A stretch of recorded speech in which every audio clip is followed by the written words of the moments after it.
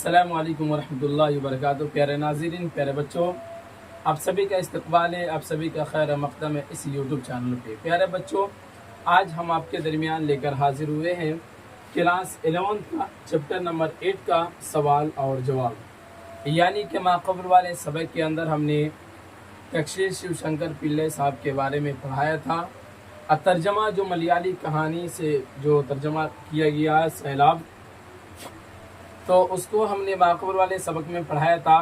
तो उसी का सवाल और जवाब आज हम आपके दरमियान लेकर हाजिर हुए हैं। तो चलिए देख लेते हैं, शुरू कर लेते हैं। शुरू करने से पहले मैं आपको बता देना चाहता हूँ कि आज के सबक में, आज की वीडियो के अंदर हम आप बताइए के अंदर जो 10 सवालात दिए गए हैं उसको पढ़ेंगे, यानी उसको हल करेंगे। फिर उसके बाद मुख्तसर गुफ्तगू के अंदर 8 सवालात दिए गए हैं उसको हल करेंगे। तो चलिए, बस आपसे दरख्वास्त है कि शुरू से आखिर तक बने रहिए। तो चलिए देखते हैं। सबसे पहले नंबर सवाल में जिक्र किया है, ये अफसाना किस ज़बान में लिखा गया। क्या बयान किया बाबू कि ये अफसाना किस ज़बान में लिखा गया। तो उसके जवाब में जिक्र किया ये अफसाना मलयाली ज़बान में लिखा गया। यानी कि तक्षी शिवशंकर साहब पिल्ले साहब के बारे में जो आपने पढ़ा है और इनका लिखा हुआ जो अफसाना भी है तो वो किस ज़बान में लिखा गया है, मलयाली ज़बान में लिखा गया है। समझ रहे ना। सवाल नंबर 2 कहता है तक्षी शिवशंकर पिल्ले कब और कहाँ पैदा हुए, उनकी 2 किताबों के नाम बताइए। समझ रहे ना। 3 बातें पूछी गई है इसके अंदर, कब और कहाँ पैदा हुए और फिर उनकी 2 किताबों का नाम बताइए। तीसरी बात ये हुई, तो देखिए यहाँ पे तक्षी शिवशंकर पिल्ले की पैदाइश 17 अप्रैल 1912 ईस्वी के एलपी केरल के गांव तक्षी में हुई थी। समझ रहे ना। कब में आ गया 17 अप्रैल 1912 और कहाँ में, एलपी केरल के गांव तक्षी में इनकी पैदाइश हुई थी। उनकी 2 किताबों का नाम जिक्र किया है। तो 2 किताब, पहला धर्म नदियों, दूसरी किताब है अपनी पेडिकल। क्या है? अपनी पेडिकल। ये उनकी दूसरी किताब का नाम है। सवाल नंबर 3 कहता है कि मंदिर की छत पर कितने बच्चे थे। तो उसके जवाब में जिक्र किया 67 बच्चे थे। यानी कि मंदिर की छत पे 67 बच्चे थे। उसके अलावा आप देखेंगे तो 326 लोग थे। उसके अलावा, ठीक है ना, 326 लोग थे, बच्चे को भी मिलाकर लोग थे। फिर उसके अलावा बकरी, फिर कुत्ता, बिल्ली, ये सब उसके अलावा ये सब भी क्या था, मंदिर के छत पर ये सब भी था। समझ रहे ना। सवाल नंबर 4 कहता है ये कहानी किस इंसानी किरदार के जिक्र से आगे बढ़ती है।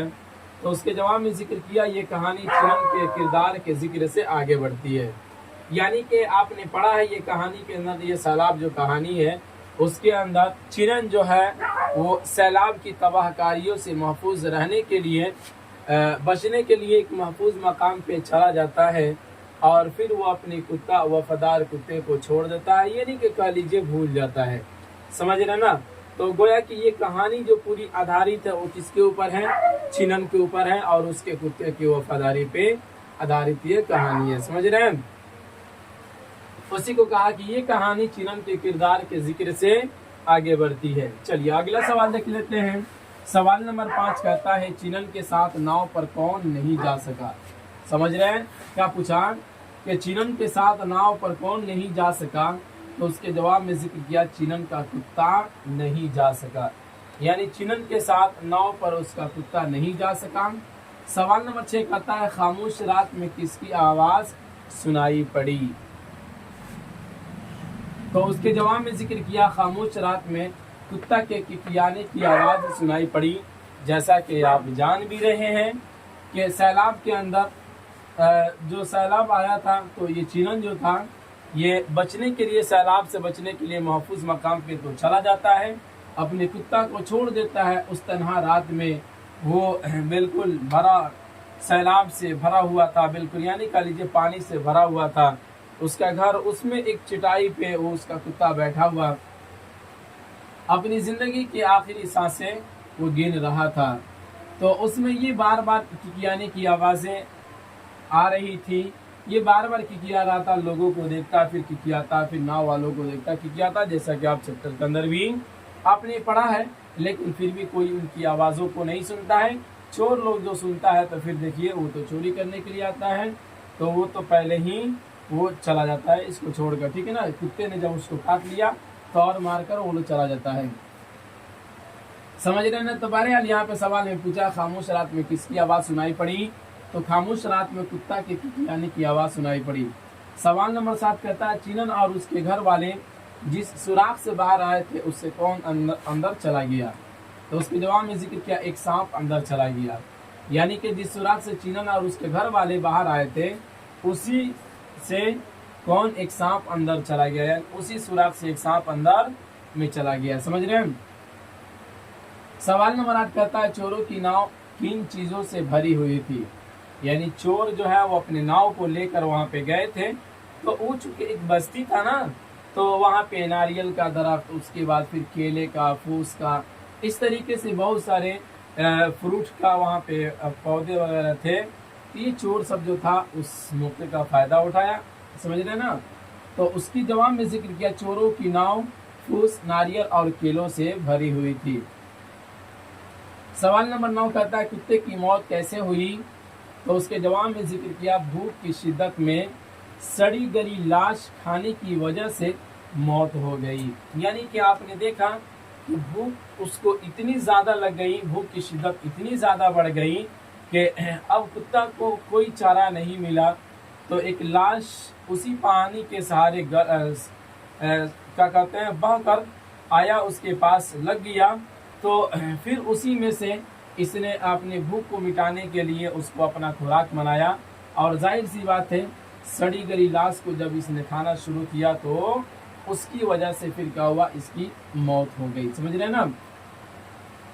उसी के जवाब में जिक्र किया भूख की शिद्दत में सड़ी गली लाश खाने की वजह से कुत्ते की मौत हो गई। सवाल नंबर 10 कहता है किसने अपनी वफादारी आखिरी तक निभाई, यानी आखिरी सांस तक अपनी वफादारी किसने निभाई थी, तो कुत्ते ने निभाई थी, समझ रहे हैं, जैसा कि आप चैप्टर के अंदर पढ़े भी हैं। तो ये रहा आपके दरमियान आप बताइए के अंदर 10 सवालात और उसके जवाब। उम्मीद करते हैं कि आपको समझ में आया होगा। तो चलिए इजाज़त दीजिए, अगले वाले सबक में मिलेंगे। चलिए अब इसके आगे हम मुख्तसर गुफ्तगू को देख लेते हैं। मुख्तसर गुफ्तगू अब हम यहाँ से देख लेते हैं। उसका सबसे पहला सवाल ये है बाबू कि कहीं भी कुदरती आफात के वक्त कैसे लोगों की ज़िंदगी पर बन आती है और क्यों। कहीं भी कुदरती आफात के वक्त कैसे लोगों की ज़िंदगी पर बन आती है और क्यों ऐसा होता है। यानी कि कुदरती जब आफात आता है तो लोगों की हालत दूसरी हो जाती है, क्यों होता है। तो जाहिर सी ये बातें तो ऐसी भी समझ में आ जाती है, बट फिर भी यहाँ पे जवाब में देखें कुदरती आफात जैसे सैलाब, ज़लज़ला और तूफ़ान वगैरह की हालत में हर एक जानदार को अपनी जान प्यारी होती है। जाए पनाह पर एक साथ इंसान और जानवर, जिनमें दरिंदे और चरिंदे दोनों ही होते हैं, यकजा नज़र आते हैं, अपनी फितरी दरिंदगी को भूल जाते हैं। इसी तरह इंसान भी बहुत तंग और बोसीदा जगह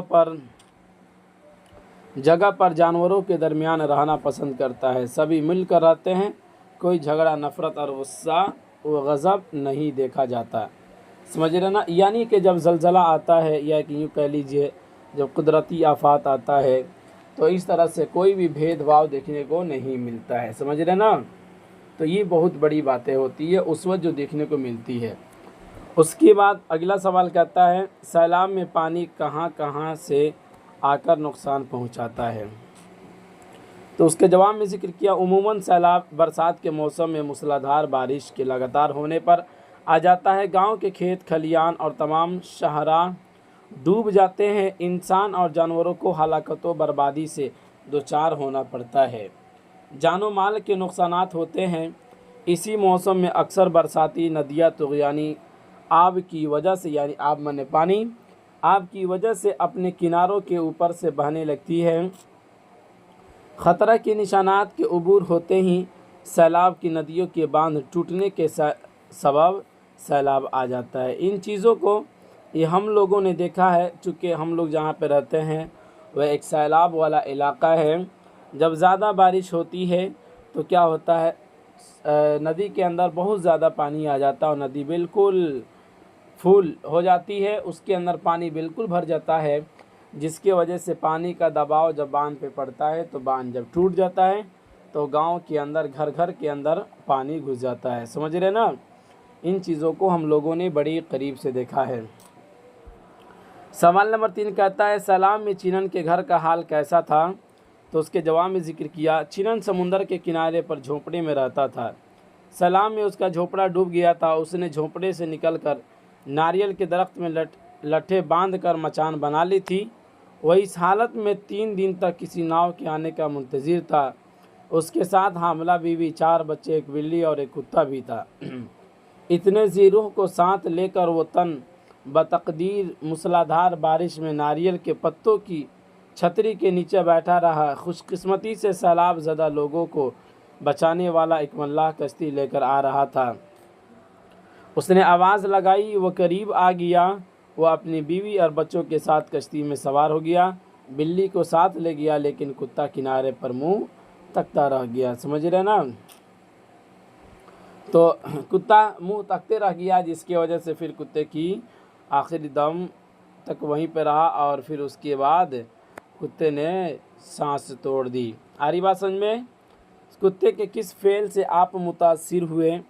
तो ये जाहिर सी बात है, उसकी वफादारी से ही इंसान मुतासिर होता है, दूसरा कौन चीज़ से मुतासिर होगा? तो उसके जवाब में जिक्र किया कुत्ते की वफादारी काबिल सताइश होती है। चिनन का कुत्ता भी मालिक से बिछड़ने के बाद एहसान फरामोश और बेवफा नहीं हुआ, बल्कि निहायत वफादारी से मालिक की झोपड़ी की पहरेदारी करता रहा। चोरों और दरिंदों के हमले से झोपड़ी हत्तल इम्कान बचाता रहा। वो भूख और आराम को भूल कर भी दिन रात अपने फ़राइज़ को अदा करने में मुस्तैद रहा। हालात इस्तिरार में भूख की शिद्दत से मजबूर होकर एक सड़ी गली लाश को खाकर खुद मौत की नींद सो गया, हयात अपनी वफादारी पर आँच न आने दिया। कुत्ते का ये अमल, ये फ़ेल हमारे लिए दर्स इबरत है। इंसान बेवफा हो सकते हैं, लेकिन कुत्ते जैसे जानवर नहीं हो सकते। समझ रहे ना? तो ये सारी चीज़ें होती है कि इंसान जो होता है वो बेवफा निकल जाता है, लेकिन कुत्ता जो है वो वफादारी का सबूत आखिरी सांस तक, आखिरी दम तक वो देता रहा। दम तोड़ दिया, लेकिन अपने मालिक के साथ गद्दारी नहीं की। अफसोस है इंसान के ऊपर कि इसकी इतना भी उसकी औकात नहीं है। समझ रहे हैं? आगे बढ़ते हैं। कुत्ते का मालिक उसे क्यों नहीं पहचान सका? तो पढ़े हैं भी ये चैप्टर के अंदर। सड़ गल जाने की वजह से उसके बदन का जो चमड़ा था, यानी खाल कह लीजिए, वो बिल्कुल ख़त्म हो चुका था। तो इसको पहचानने में काफ़ी ज़्यादा परेशानी हुई, जिसकी वजह से ये नहीं पहचान पाया। सैलाब के ज़ोर से ख़ात्मा पर जब चिनन अपने गांव वापस आया तो उसकी निगाहें कुत्ते को खोज रही थी, लेकिन कहीं उसका नामो निशान बाकी न था। उसने कुत्ते की एक बोसीदा लाश अपनी झोपड़ी के करीब नारियल के पेड़ के नीचे देखी। उसका चमड़ा सड़ जाने की वजह से वजह कर बदरंग हो गया था, इसलिए वो अपने वफादार कुत्ते को एक नज़र में पहचान न सका। समझ रहे ना? जाहिर सी बात है, उसका पूरा खाल सड़ गया था। सड़ जाने की वजह से वो एक नज़र में नहीं पहचान सका। सवाल नंबर 6 कहता है इस अफसाना का उन्वान सैलाब क्यों मुनासिब है? इस अफसाने के लिए कोई नया उन्वान तलाश कीजिए। समझ रहे हैं? तो जाहिर सी बात है कि जिस तरह से बातें बयान की जाती है, फिर उसी हिसाब से जब उसका नाम रखा जाता है तो वो काफ़ी फिट होता है। चूँकि ये सैलाब का मसला, इसीलिए यहाँ पे सैलाब जो नाम रखा गया है। तो देखिए यहाँ पे खुद कहते हैं लफ्ज़ सैलाब 2 लफ्ज़ों का मुरक्कब है। मुरक्कब मतलब मिलना, ठीक है। एक है सैल के माना था बहना, आब के मतलब होता है पानी, यानी सैलाब यानी पानी की तुग़यानी और तेज़ बहाव। समझ रहे ना? तो कहानी में मूसलाधार पानी और तूफ़ानी हवा की वजह कर सैलाब आया था। सैलाब सब कुछ बहा कर ले गया, इंसानों के घर, जानवरों की पनाहगाह, परिंदों के आशियाने, सब कुछ दरहम बरहम हो चुके थे। इसलिए कहानी का उन्वान सैलाब दुरुस्त और मुनासिब है। समझ रहे ना? चूँकि जो 2 लफ्ज़ से मिलकर सैलाब बना है तो उसका माना ही यही होता है जो इस कहानी के अंदर बयान किया गया, इसलिए इस कहानी का उन्वान जो है वह सैलाब रखा गया है। अफसाने में मौजूद तफसीलात और किरदार किरदार निगारी के सबब इस अफसाना का दूसरा उन्वान वफ़ादार कुत्ता ज़्यादा मुनासिब होगा। समझ रहे ना, यानी कि कहा कि वफ़ादार कुत्ता, कहते हैं एक सैलाब एक उन्वान रखा गया है और दूसरा ये रखा जाता वफ़ादार कुत्ता, तो ये और भी क्या होता भाई, ज़्यादा मुनासिब होता। चूँकि इस कहानी के अंदर आप देख रहे हैं कि कुत्ते ने अपनी वफ़ादारी किस तरह से निभाई है। सवाल नंबर 7 कहता है सैलाब में चोरों की सरगर्मी क्यों बढ़ी हुई थी। उसके जवाब देखें। सैलाब में फंसे हुए ऐसे मुतासिरीन जिनके पास ज़िंदा रहने का कोई माकूल ज़रिया न था और अखलाक़ी तौर पर पस्त थे। समझ रहे ना, ज़िंदा रहने के लिए फलदार दरख्तों से फल की चोरी करने पर मजबूर थे। साथ ही जहाँ किसी झोंपड़ी में कीमती सामान देखते उठा ले जाते थे, उनमें कुछ हालत से मजबूर होकर चोरी कर रहे थे, लेकिन कुछ कोना मुश्क पेशावर चोर थे, यानी पुराना, ठीक है ना, कोना मत माना क्या होता, फारसी का लफ्ज़ है पुराना, चोर थे जो पहले ही से चोरी करते थे, जो मुनज़्ज़म तरीके से कश्तियाँ लेकर सैलाब ज़दा इलाकों में चोरी करने आ गए थे। मुनज़्ज़म तरीके से इनका पेशा ही था चोरी करना। समझ रहे हैं। उसके बाद कहते हैं सवाल नंबर 8 कहता है सैलाब से बचने के लिए इस अफसाने में कौन कौन सी तरकीबें काम में लाई गई है। तो उसके जवाब जिक्र किया, सैलाब से बचने के लिए कुछ लोग एक मंदिर के 3 कमरों वाली छत पर जा बैठे थे। कुछ लोग झपड़े में पानी के दाखिल हो जाने के बाद करीब के ऊंचे दरख्तों की टहनियों पर लट्ठे बांध कर मचान बना ली थी। कुछ लोग कश्तियों में सवार होकर महफूज मकाम पर अपने अजीज़ों के साथ रवाना हो गए थे, और जिन लोगों को तैराकी आती थी, तैराकी मतलब यानी तैरना जानते थे, वह सैलाब में भी तैर कर महफूज मकामात तक जाने की कोशिश करते रहे। समझ रहे ना, यानी कि खा लीजिए जिसको जिस तरह की सहूलतें मैसर हुई उसने अपना लिया। समझ रहे हैं। तो ये रहा आपके दरमियान मुख्तसर गुफ्तगू का 8 सवालात जिसको आपने पढ़ा। उम्मीद करते हैं कि आपको समझ में आया होगा। तो चलिए अब इजाज़त दीजिए, फिर मिलेंगे अगले वाले सबक में। इसी पर इख्तिताम करते हैं। खुदा हाफिज़।